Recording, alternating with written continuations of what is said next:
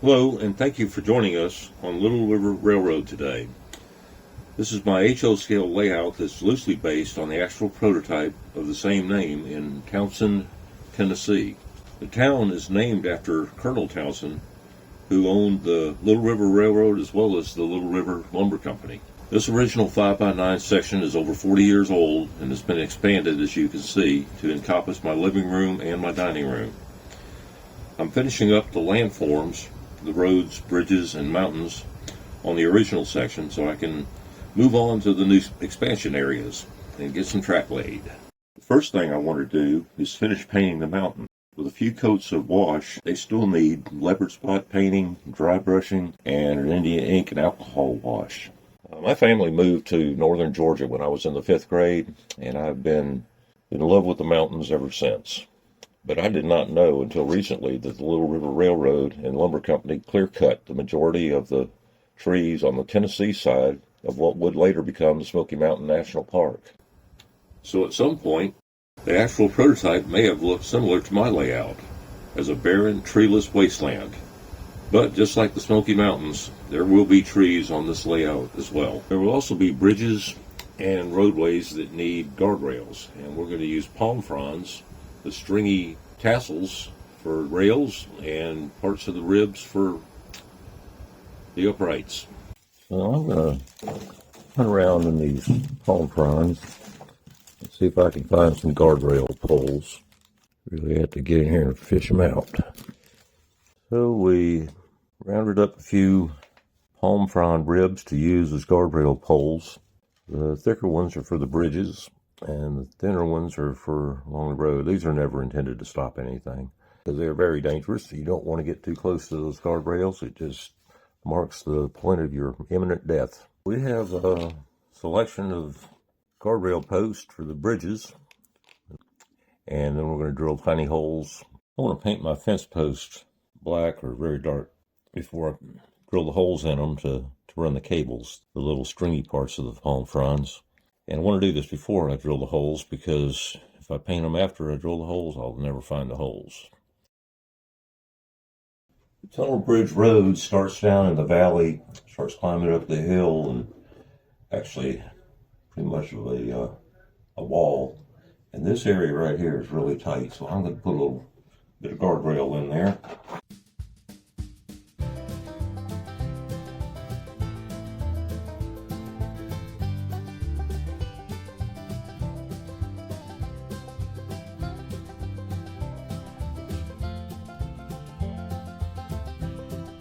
Here we have our paper template for the bridge, and you notice one side's a lot longer than the other. This is about 6.5 inches, and this is about 8 inches.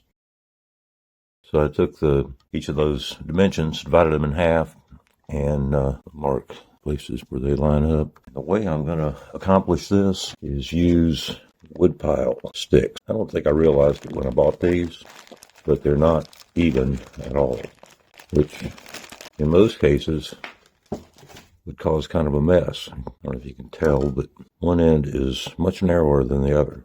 This end up here goes not down to a point, but it's a lot narrower than this end up here. So what I'm doing is using that to my advantage, taking the wide end, putting them on the wide side, and I'm just going to stack these on here so that they come out about right.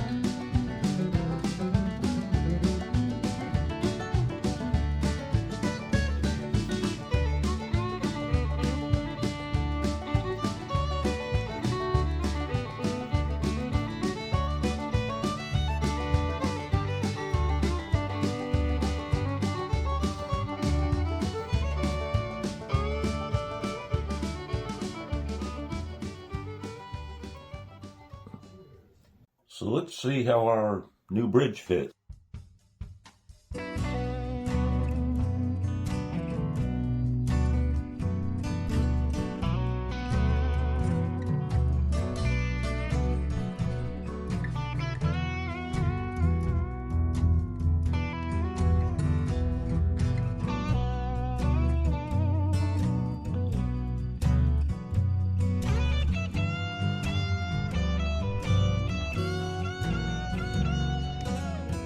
And this is the bridge you may have seen us replace in our previous tunnel bridge road video. So let's take a look and see how it turned out.